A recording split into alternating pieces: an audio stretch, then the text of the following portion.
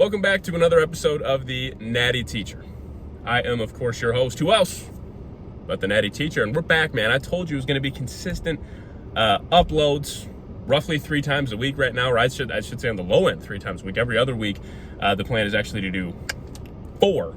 Well, 3 to 4, I should say. Ooh, gotta clip my nails. Regardless, what do we got on the docket today with this consistent upload? We got our pull session, our first pull session of the week.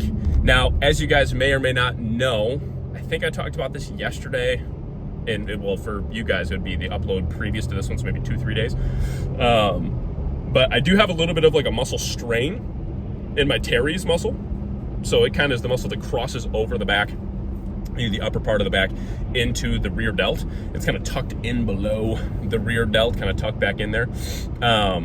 And so I have a slight strain there, definitely not like a tear. I don't even think a pull, but definitely some tightness there for sure. So I have to be very cognizant of that. I have to be very leery of that today in my training, and so I will.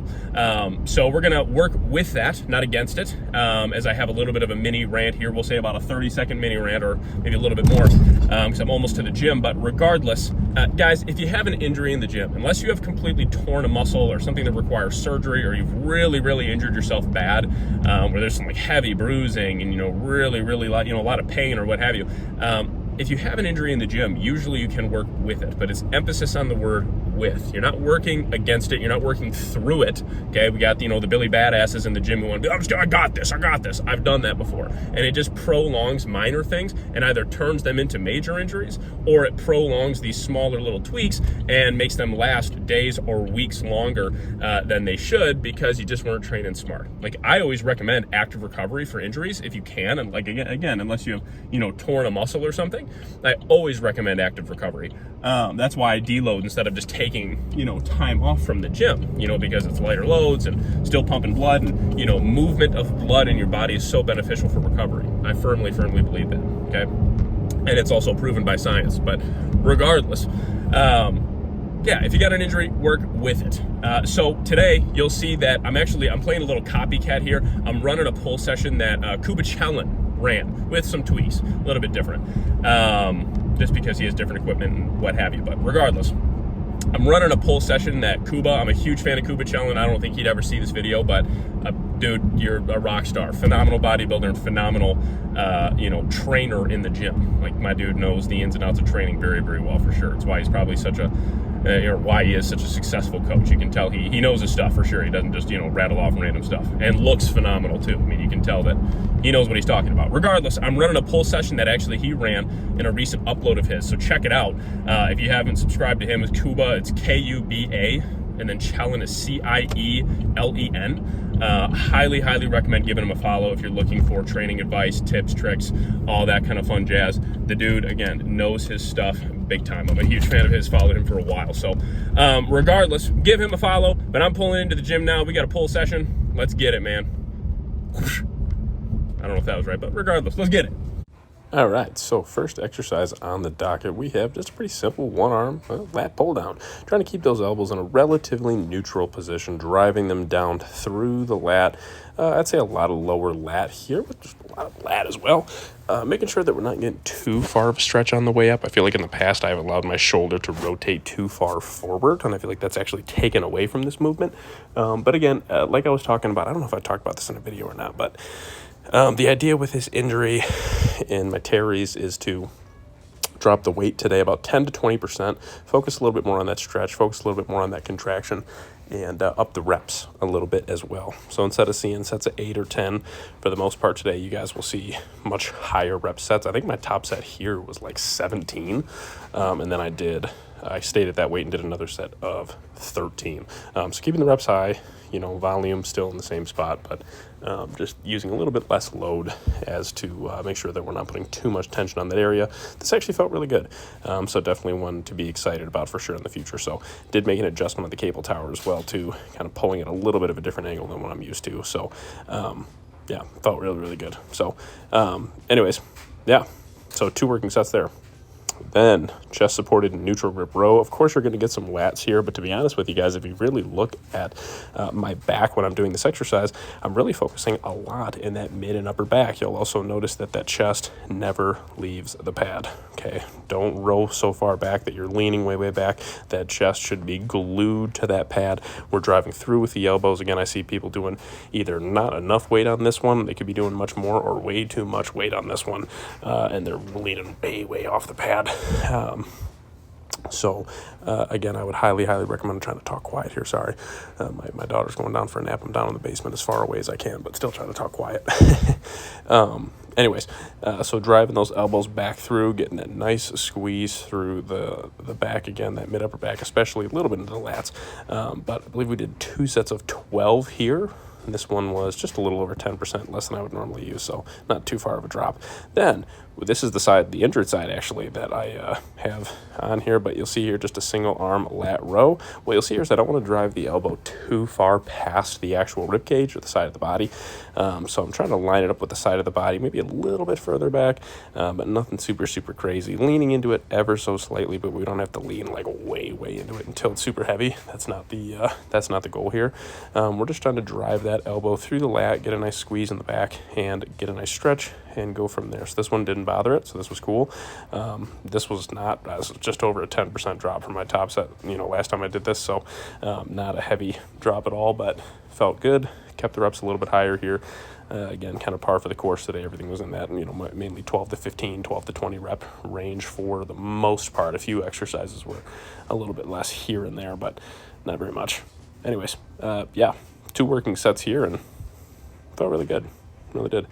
Definitely excited to continue to progress this one in the future for sure. So, then we have, dude, I love this movement for the upper back and rear delts. Definitely for the upper back more than anything. I'm really trying to, you can see I'm, kind of angling my hands ever so slightly in, so my elbows kind of turn in, and essentially here, guys, we're using no momentum, and we are just pulling with that upper back musculature and just rowing it down, drawing those handles, kind of parallel to the chin, maybe slightly below that, okay? On a lat pull down, the only issue you'll run into with a lat saw is if you stay too far upright, it will absolutely, like if I was to lean up, you can see here that at the top of the movement, right here is already all the way up to where it will stop at the top, and I'm leaned back at almost 45 degrees. So if I was sitting straight up and down, I would be able to not have like any range of motion with it. So I found that just, angling my back, driving that chest towards the ceiling, and just drawing those elbows down and in a little bit, through that upper back. It was awesome. It was awesome. So very excited to progress this one in the future. Definitely was not using a ton of weight here, but kept the reps relatively high. Did 2 straight sets at this particular weight, and went on from there. I did one I haven't done in a while, just some good old Smith machine shrugs here. Just one top set here with 3 plates. I think we did, again, 12 or 13 reps, so nothing super crazy. Didn't take a whole lot of time to warm up. I think I did 2 plates for a couple and then went just right to 3 plates, and I might have done a rep there to feel it, or maybe I might have just gone for it. I can't remember, but just an old school exercise, nothing super crazy. 1 working set here just to kind of finish off the actual back work before we moved into rear delts and then finished with biceps. So very well-rounded session. Felt awesome, but it was nice to throw these back in. I haven't thrown these in a while. So then we went on to rear delt flies. Again, really trying to focus on driving with the rear delts. You're absolutely going to engage your traps a little bit. There are ways to not use a whole lot of trap, and I really feel like I try to not use a whole lot of trap with this one, but I have also kind of come to the fact and accepted the fact that it is okay to use a little bit of traps on this. There's nothing wrong with that. So find that range of motion, get nice control, stop at the back at least ever so briefly, feel those rear delts firing, and then really control the weight as you bring it towards each other. I actually do not grip the handles on this one. I've found that for me, balling my hand into a little bit of a fist, and then like a modified fist, I should say, with the thumb out, and just driving back through the meatier part of the outside of my palm with this seems to work really well. And so we did 3 working sets here, again keeping those reps in that 12 to 15, 10 to 15 ish rep range. Then machine preacher curls, man. Facing away ever so slightly makes a huge difference, especially with this one. This one would actually bother my shoulders a little bit, just the way I am kind of structured and the way that this machine is structured. So having that slight turn in the body and allowing the arm to sink a little bit, excuse me, a little bit further down onto the pad, kind of rest that elbow at the top of the pad there, like right at the crease of the pad. There's that elbow, armpit. Maybe I said that, I don't know. Drive that armpit down like to the top of the pad, really get that full extension. Feels really good here. So I did 3 working sets here of some one-arm preacher curls, 3 working sets per arm, of course. And all of these were in the 11 to 13, 12, 13 rep range, somewhere between like 10 and 13 reps for, excuse me, for all 3 of these working sets. Sorry, I just finished the leg workout that you guys will see later in the week. And got my post-workout meal in me and a good shower and all that, and I'm in my comfy clothes sitting on my couch. I'm getting sleepy. This was a terrible angle. I apologize for this on these lat saw curls. There's just people to the right of where I'm filming here, so I just didn't want to interfere with them, but you can still kind of get the idea here with these lat saw curls. This has become one of my favorite bicep building exercises. The pumps on these is unbelievable. So I am a huge fan of these. We did 2 working sets here, 2 sets of 12, which was actually cool because it was 2 sets of 12 where it was 5 pounds heavier than last week and also adding 2 reps to each of the sets. So that was really good progress on this. So plan is to add another 5 pounds and see if we can, hit 10 to 12 for 2 working sets next week for this one. So again, 3 working sets of the preacher curls, 2 working sets here, so for a total of 5 working sets of direct bicep work. And that finished us off, guys. Yeah, that was it. We did cardio and core later on in the evening, of course, every day but leg days. So on Tuesdays and Fridays we don't do cardio and core, get as much rest as possible before and after legs. But other than that, yeah, man, felt awesome. I'll get a better angle next time, I promise, and I'll catch y'all in the outro. All right, almost said push. Pull a session in the freaking books, man. Great stuff. No doubt about it. Phenomenal workout. Now, of course, as far as like rep ranges and things like that goes, kind of had to play with those a little bit, keep them a little bit higher reps, drop the weight, 10, 20-ish% or so off of my top sets, just purely because, again, trying to work with having a little bit of a nagging injury rather than work against it, okay, or try to power and work through it. Try to let that area heal up a little bit before we start to drop the reps back down. Honestly, it was a phenomenal session. Like, I actually feel pretty good leaving the gym. I don't feel super destroyed as of right now, so that, that's kind of a nice feeling. So maybe this injury happened for a reason. Maybe change things around a little bit for a while and see how I feel in my training. But we'll see. I don't want to make any drastic changes yet, but that was a phenomenal pull session, guys. That upper back pull down was fun. I was potentially going to do another rowing variation there, but at that point that would have been like 3 rowing exercises. So I did, and nothing. There's nothing wrong with that. Definitely nothing wrong with that. But we're gonna save that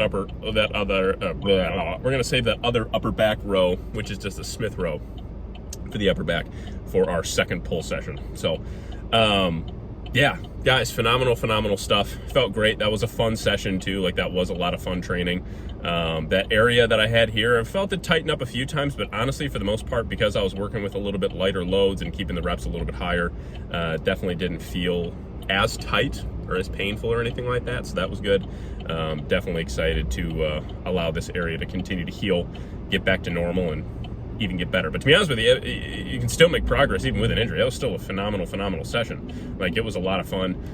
Felt really good, and yeah, it was great stuff, man. So anyways, yeah, that was some awesome stuff. So we'll actually be back at that gym tomorrow for our first leg session of the week. We're kind of flipping it. So my leg session usually tomorrow is in the basement gym, but actually that will be on Fridays now, just for recovery purposes and like what I need between sessions. That seems to be kind of the best setup, and you'll see what I mean tomorrow. But there will be a few changes, a lot of similar exercises, but the gym I train at, it is a very small kind of hometown gym. Does not have a plate loaded leg press or hack squat.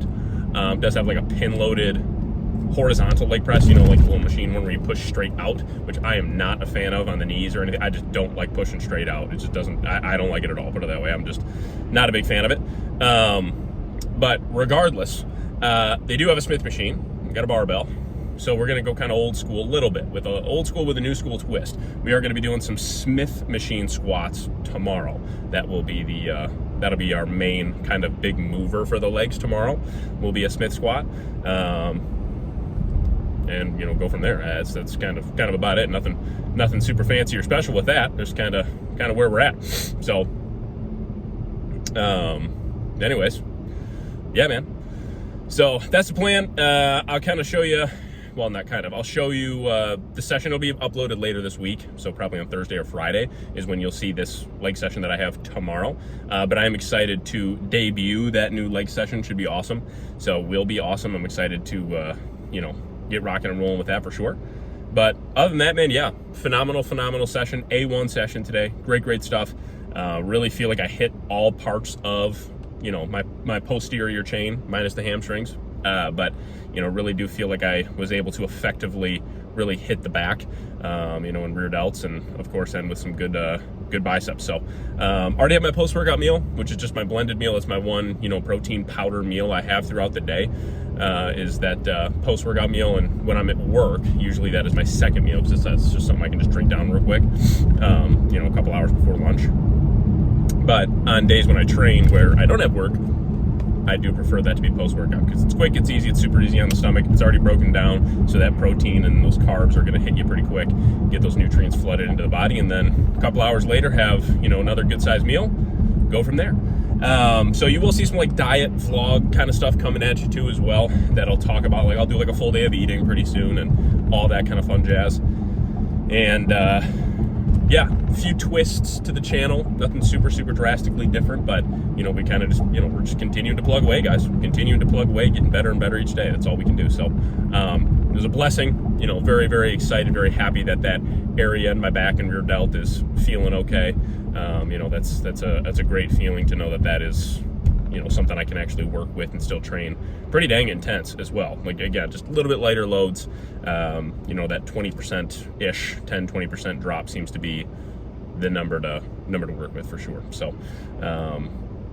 anyhoozle, yeah, man. This video will come out either, New Year's Eve.